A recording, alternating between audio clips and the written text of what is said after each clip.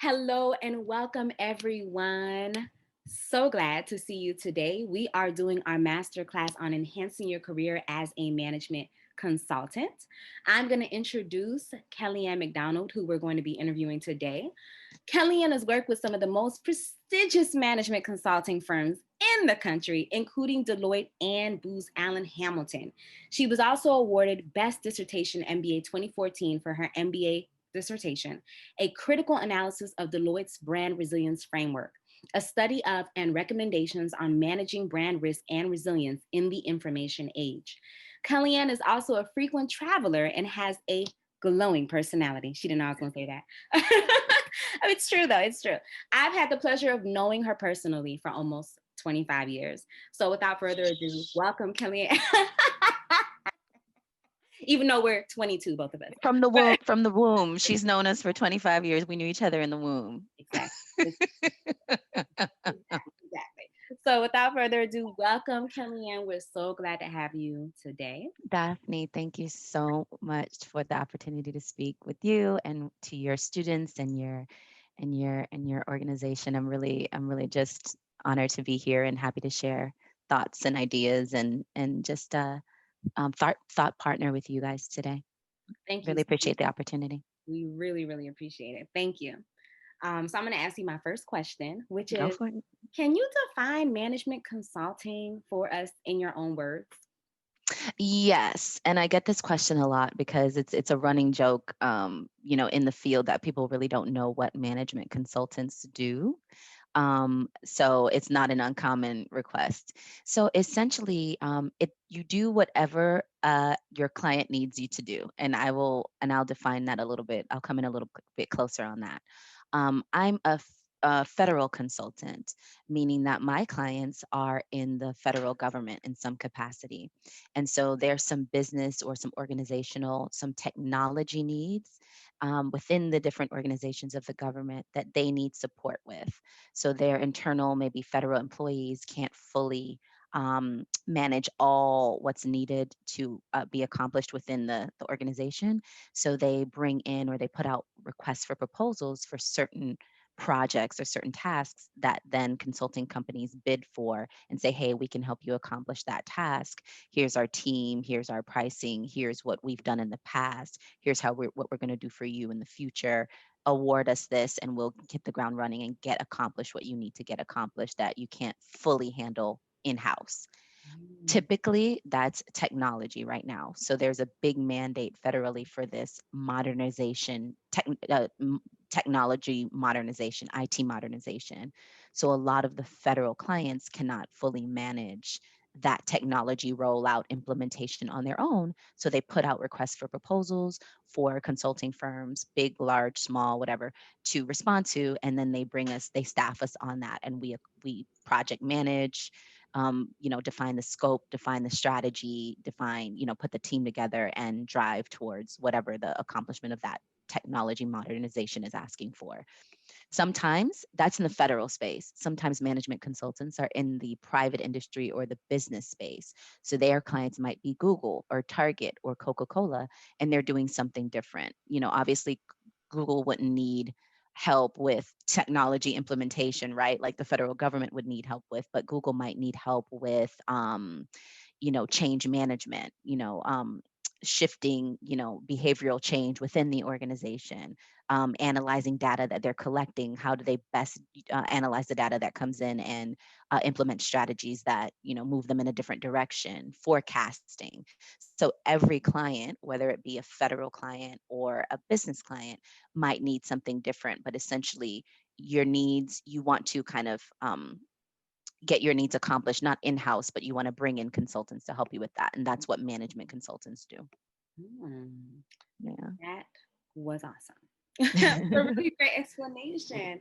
Because I think what you covered in the explanation was not only how people work, like what kind of work they do, but also why is this work a need for the businesses who are asking for management consultants to come on board to help them. You Mhm. also touched on technology as a really big space for where companies are moving in terms of like their greatest needs, which I Yeah. think is really relevant. And As I mentioned offline to you, right before we started the recording, I think that what you're talking about is relevant to entrepreneurs as well as Mhm. career professionals Yeah. because we're both meeting the needs of our clients. And if your clients happen to be businesses, then what you're saying is so relevant. So, my next question is what led you to become a management consultant? Okay, I'll definitely let you know what led me to be a management consultant, but I just want to expand a little bit on the idea of really tapping into the needs and the pain points of the clients and being able to help them solve or ideate or deliver on what their pain points are. And so that's what consultants do. So the one of the reasons why it's always so confusing is like, what does a management consultant do? Well, it's a very mutable role because you're always trying to respond to the pain points, the immediate pain points and needs of the client. And if you're not responding to the immediate pain points and needs of the client, then you're trying to anticipate what's coming down the pike so that they don't stumble on it as a hurdle. So you're always really trying to understand what's happening in the market, what's happening in the government, what kind of new regulations are coming down the pike that's going to alter how they do business. How then can we start to talk to them about, hey, this new administration is coming in and they're going to be pivoting from this perspective to this perspective. What does that mean for the organization? And so you're responding to the needs and the pain points of the client, but you're also trying to anticipate and help them think about it and be ahead of the game. And that's really what makes you a good consultant, is not only responding to what they think their needs are, but anticipating their pain points and helping them not even stumble on it before they get there. There is some art and some nuance to that because you don't want to go outside of the scope of the work that you were initially hired on to do. But that is really what makes the differentiator, is how you really partner with the client to anticipate their needs and start, feeding the seeds and feeding the ground for them to lead them in a strong direction. So I think that's a really interesting perspective on being a consultant and really knowing what's going on in the market in order to be that strategic partner to your client. In terms of what got me to consulting, so I am a marketer. I'm an advertise. My undergrad degree is in advertising, and I'm a writer. That's what I like to do. I like to create, make videos, travel. I'm a creative at heart, but I really wanted my MBA. So when I started my career in advertising and marketing, I did about 6 years in commercial real estate. My family comes from a business and sales background, so I'm kind of groomed in that way of being able to sell. And so I was supporting in Miami for my first 6, 7 years of my career. I was supporting commercial real estate teams. And so they were going out and leasing and buying and selling industrial space, office buildings, multifamily, 1,000 unit apartments, and things like that. And that was a really, I'm going to use the word sexy career, because these real estate professionals, they're commercial real estate professionals, these are high ticket sales, and they were very, movers and shakers in Miami. And I did that for a few years, really liked that right out of undergrad. So I was marketing, hard marketing and business development in that space, but I wanted my master's. And so I decided to try to figure out what I wanted to do with my master's. Initially, I wanted to do Ivy League, because everyone was like, well, you're so smart, you should do Ivy League. Applied everywhere, didn't get into anywhere where I wanted to get into, and took a step back and said, okay, well, do I want to do Ivy League, or is that what people are telling me I should do? Like, what is it that I really want to do? And when I really got still and quiet within myself and thought about it, the idea that I wanted to travel was way more present than doing an Ivy League MBA. So I decided to merge those two, and that's how I ended up applying to and studying at the University of London for my MBA. And so I got to spend a year overseas studying, relationship building, traveling, getting my MBA, did really well with my MBA, did a good dissertation, ended up doing my dissertation on Deloitte, which is, where I ultimately ended up. So that was kind of an interesting path to it. And when I did my MBA, and when I was coming out and now going back into my career, they were using this word with me, and they were saying, oh, you have the personality of a change management practitioner. And I was like, well, what's change management? And they're like, oh, that's in consulting where you do branding, training, strategic communications, marketing. And I was like, oh, okay. So marketing after your MBA as a consultant is usually classified in this change management realm. And so that's what I ended up doing. So I ended up coming back to um, the US. I wanted to stay in London, but I ended up coming back to the US, putting fillers out, hitting up LinkedIn. Because I think one of the challenges about studying overseas is that the job market and the relationships don't necessarily transfer overseas.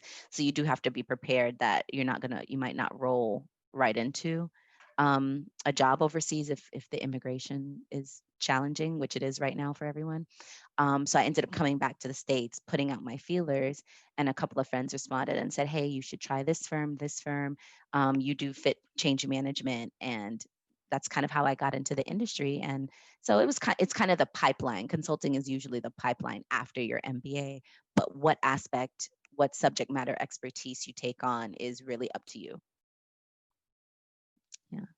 Thank you so much for sharing that story. One Yeah. of the trends that I saw was that you took the next step that was best for you. Mhm. And you kept doing that, kept taking the next step that was best. But you didn't necessarily initially start out saying, this is exactly what I'm going to do.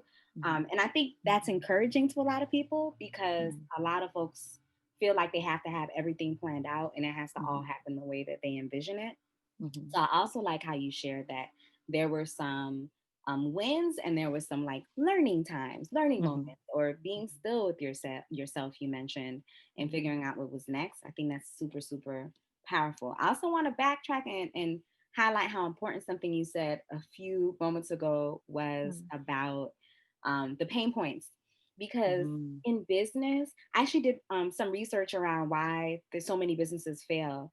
Um, Mm. and that research, and it was that there's like controversy around the number, right? But Yeah. 90% fail within the first 10 years, basically, is what a lot of the data shows. Yeah. So the research shows that it's because the organization either doesn't have a clear, unique value proposition, which Kelliann would have been your girl if she was doing marketing. Hey. Um, and the other reason is that their unique value proposition actually isn't meeting the needs of their Mhm. prospective market. Like they don't Mhm. actually want what you're saying is your unique value proposition. So Yeah. what you're saying about the pain points is so Yeah. important. And I think it's also important to know that it can shift depending on like the economy and what's happening in society and all that kind of stuff. Did you want to say something about that? Yeah, I think they both, what the two comments that you just elevated, they both tie in. The idea of having a vision on the horizon and not knowing every single step to get there, but just trying to really sense for the next best step. That's what I was doing personally. And then career wise, with the pain points and the 90% of businesses failing, I think one of the things I don't love that statistic because I mean, I don't have firsthand experience, but I think it's a little bit deceiving in that I would argue that the initial idea of the business fails, but the business actually pivots to adjust to what the pain point actually is. So it's that same concept. You have this vision on the horizon, and then as you start the business or you start to study for your MBA, and you realize like, "Ooh, I need to pivot. I need to pivot." And so I think that same flexibility personally that I was talking about can also overlap into the business world. You thought you were going to solve this pain point for the client, but when you get in close, you need to be able to flex and respond to the actual needs. If not, you're going to be in that 90%. So that's kind of, I feel like they're parallels there. Would you agree? Yes, I love that perspective because I think it's Yeah. more hopeful too. And I think it encourages business people that Mm. to pivot. Like you should be Yes. open to pivot if needed. If you're seeing that something that you thought was going to sell like hotcakes and be amazing, people Hmm. actually weren't responding to. Hmm. The story in my business was that I thought everyone was going to buy my coaching when I first started. I was Hmm. not clear on my unique value proposition. So, Okay. and I was told by my like coach trainer, Mhm. coach everything until you find what you like. So my Okay. messaging was, I coach everything. Everything. So guess who came to me? Nobody. And then Yeah. one person came to me. Yeah. And I was very like, what is the problem? Like, what is going on? I realized I had a marketing and sales problem, right? Is Okay. how I summarize what happened. Now I have in total like over 20 clients that are one-on-one and then over 20 that are a part of a contract. So I got clients now. Like, But yeah. I had to hone in, and I'm always working on honing in more on what is my niche, what is my expertise, why is it my expertise, how do I communicate that well to Hmm. other people. And as I pivot to other different offerings, I have to ask myself the same question. So I love what you're saying. I think that's totally right because I pivoted too. I didn't shut down my business and reopen doors, but I Hmm. know a number of entrepreneurs who are multimillionaires who did open up Yeah. a business, shut down, start all over doing something different. But Right. it was basically a pivot. So I love that perspective. Yeah, I really like that. I'm a part of a firm, so I work for a larger firm. I'm not an independent contractor, but I have the spirit of an entrepreneur. I just don't have the guts as yet to do it, to be quite honest with you. And so for now, I'm really enjoying the relationships, the teaming, the stability of working with a larger firm. I've made it to the top of my career aspiration in terms of the firm. Now it's all about if I want to decide to climb higher within the firm. But in terms of the company that I always wanted to work for, I'm here.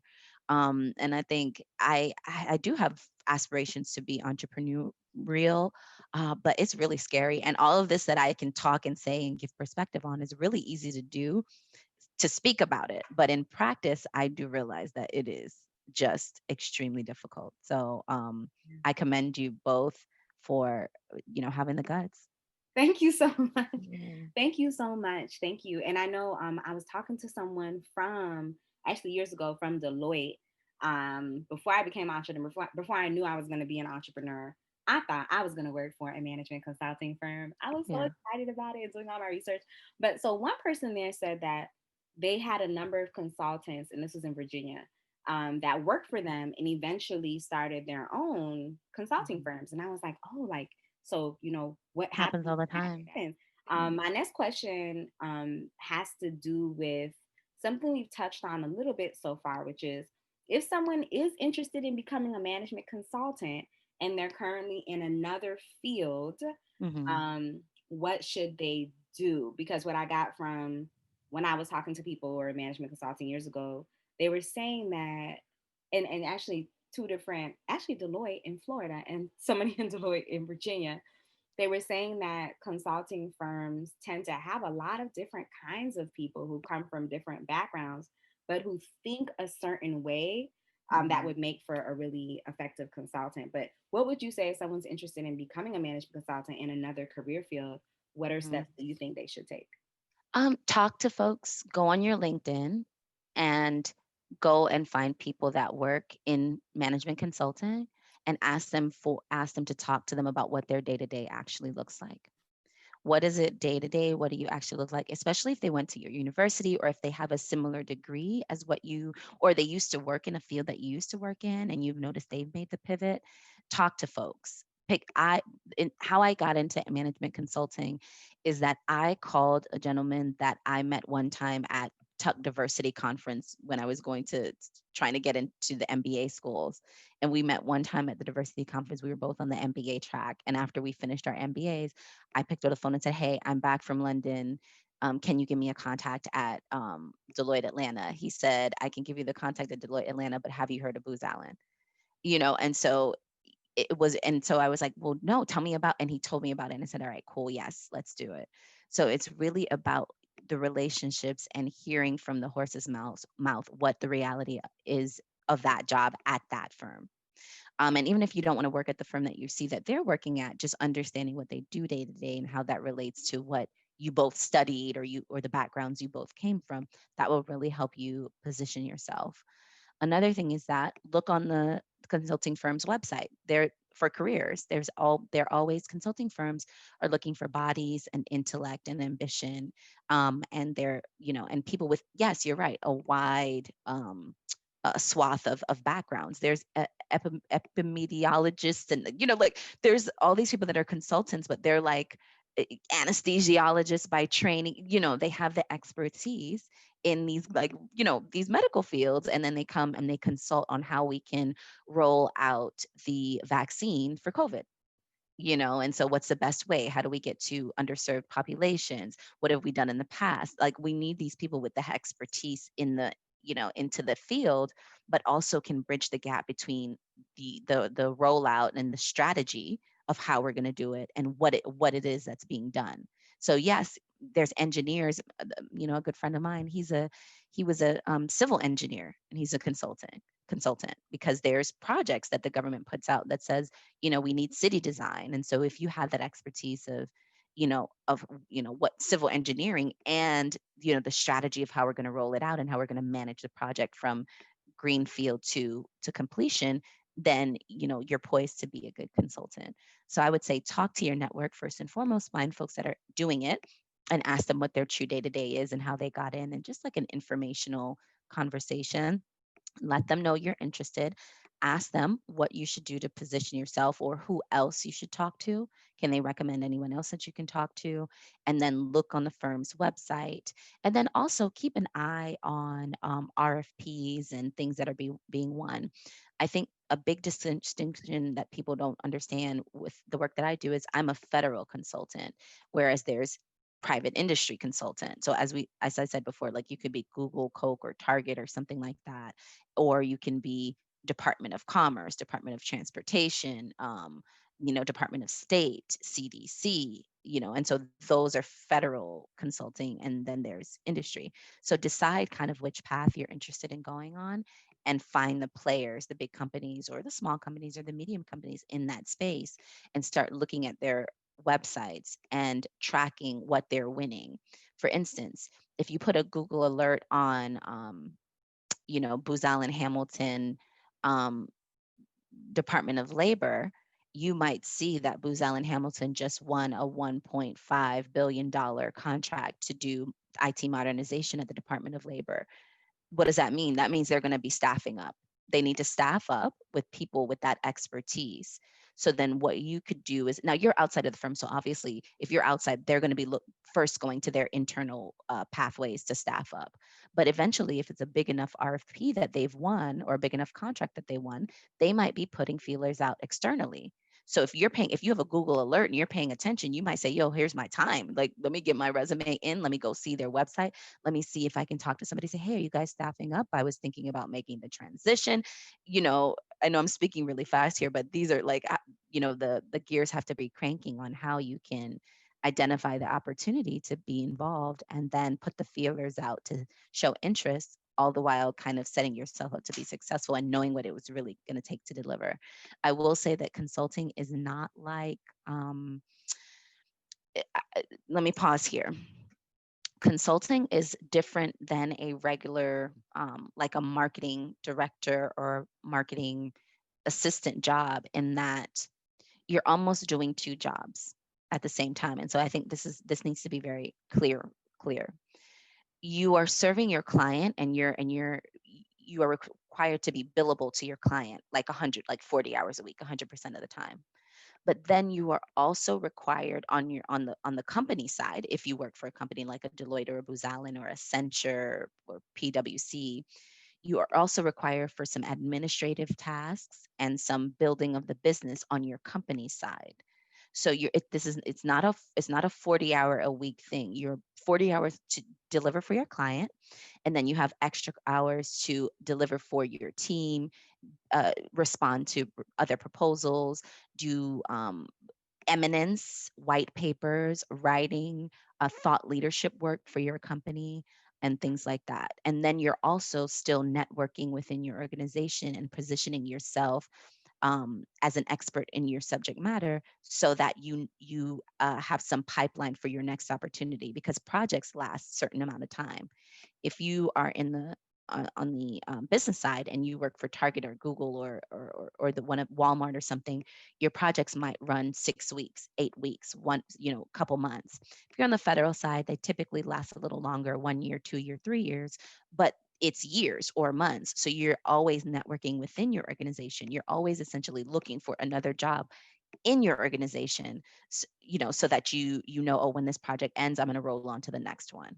So there's multiple things that you're doing as a consultant, not just like go to work, do my job and go home. It's I'm doing my job, plus I'm building my firm, plus I'm looking for my next opportunity. I'm positioning myself as I'm branding myself within my organization so they know that when they need a federal consultant in IT change management, they come to Kelliann because she's that's what she does. She does training, strategic communications, and change management for federal clients in the IT space. So it's a lot of you're still you have a lot of things that you're doing while you're still delivering for your clients 40 hours a week.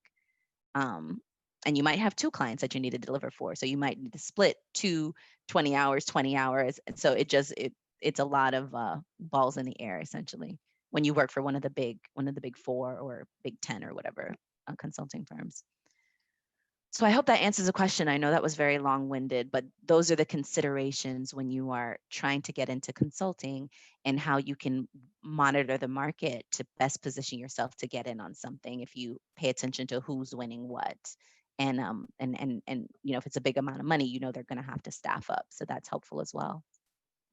Kelliann, that was amazing. I know it's a lot.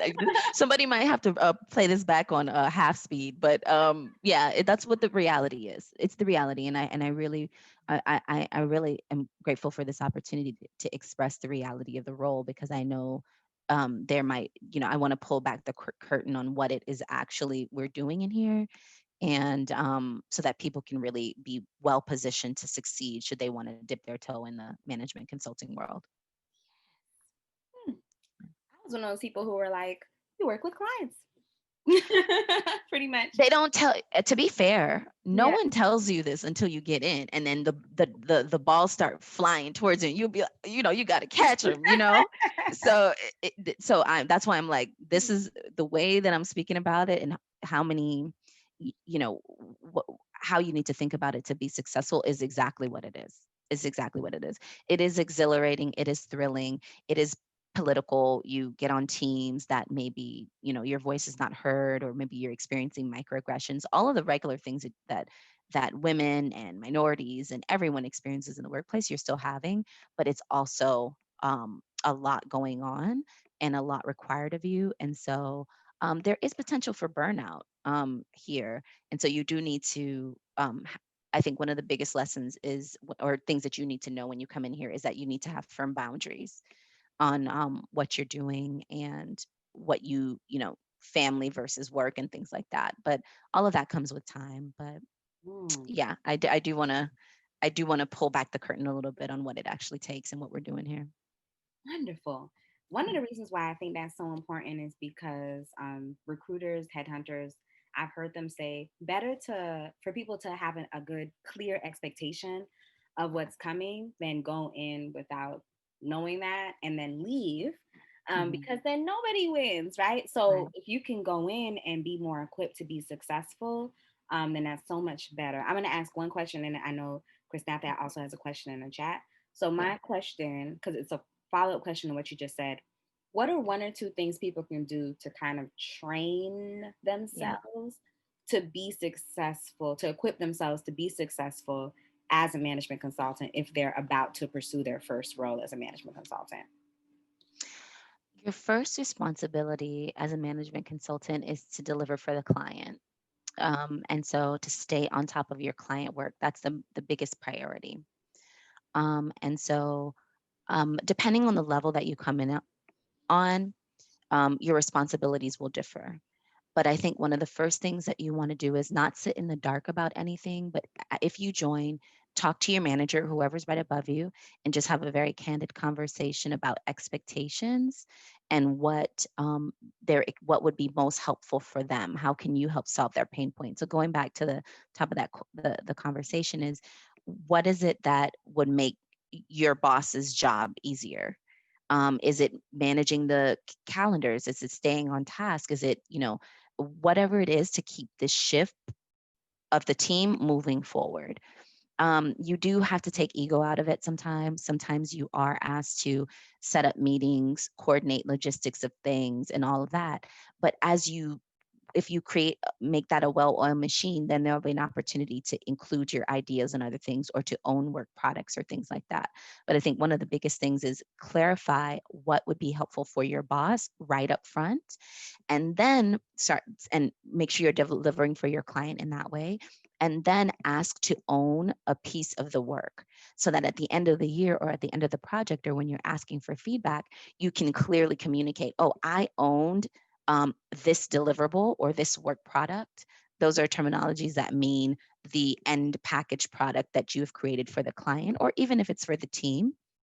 I own this, and I brought it from ideation across the finish line. So can you give me feedback on this, or how did you think that process went? So really delivering for the clients, managing the expectations of your boss, and really understanding what they need to feel that you have been successful, and then owning a work product or owning a deliverable, so that you've gotten all.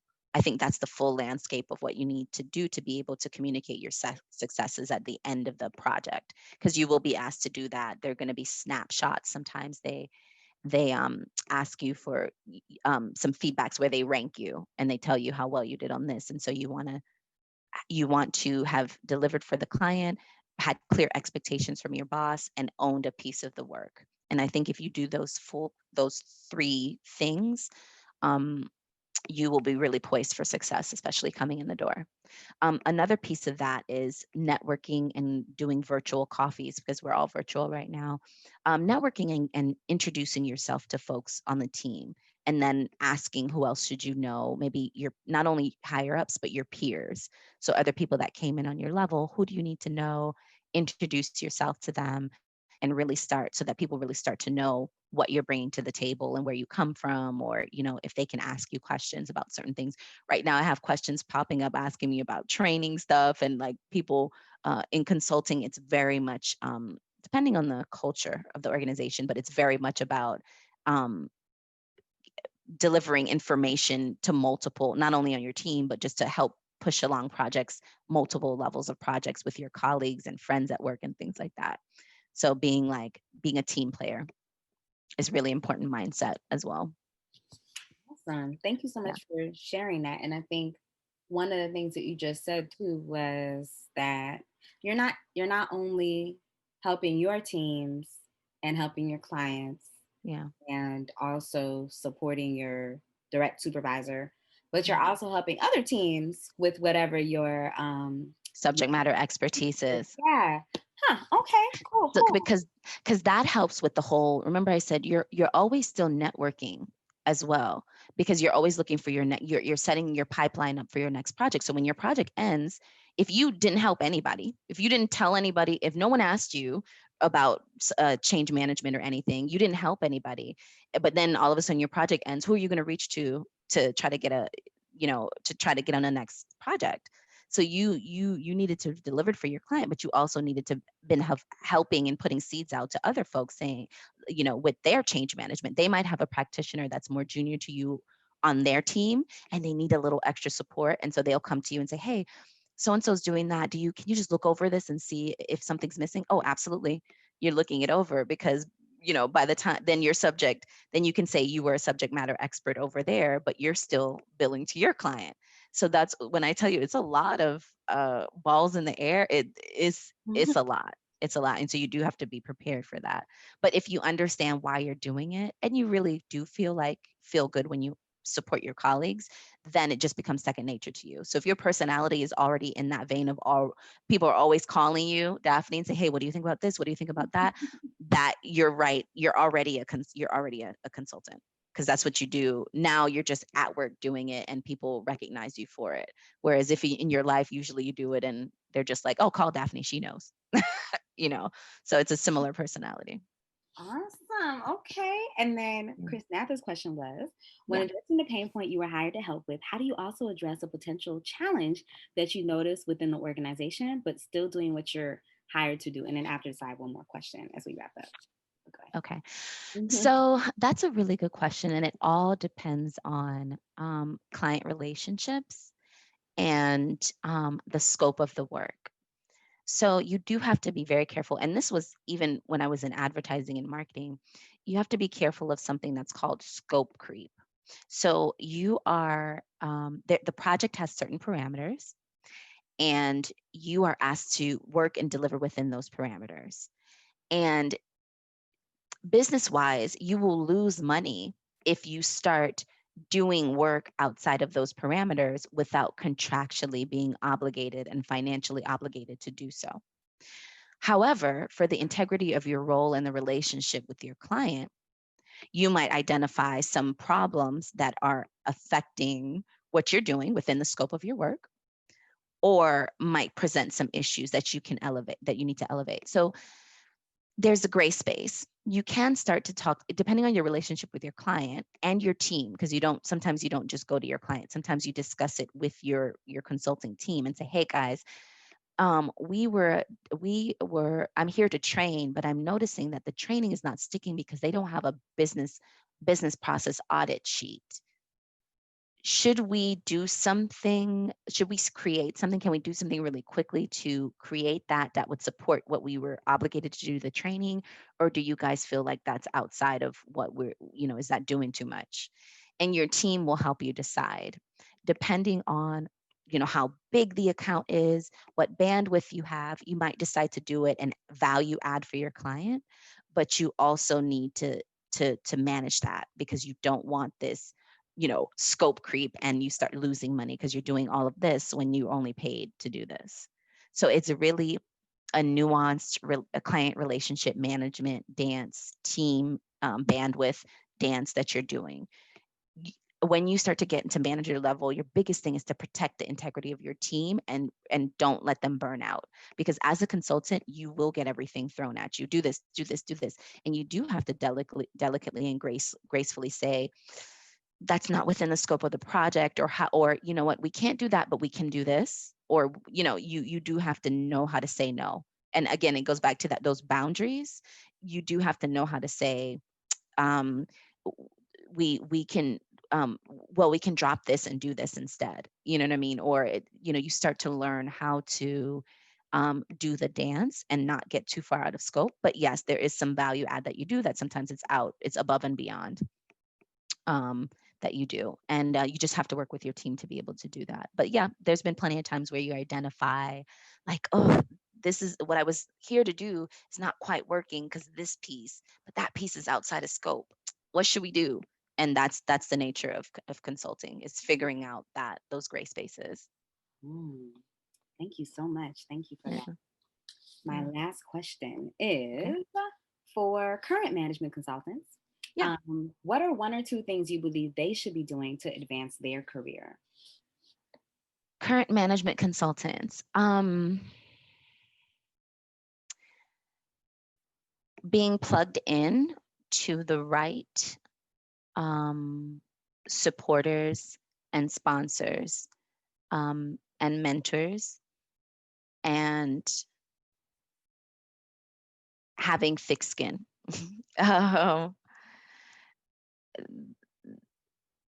I think there are going to always be situations where you come in and you're totally uncomfortable when you're consulting, and you have to be able to speak up and advocate for yourself as well, but not in a defensive and a personal way, but in a way that you make it clear that I'm here to do my best to add value to this team.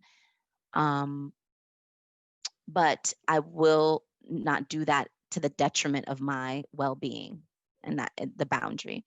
And so, um, can we talk about how this could be better, or that could be better, or what I could be doing better, or can I give some feedback? You really have to have some balls or some ovaries, especially if you're in the career already. I would not suffer in silence. I don't think this is the year to suffer in silence. It is it's a tough job, but you are with a lot of type A personalities, and you do need to embody that in some sense, but you can still do it with some grace and some elegance, and retain your own personal personality, integrity of your own personality.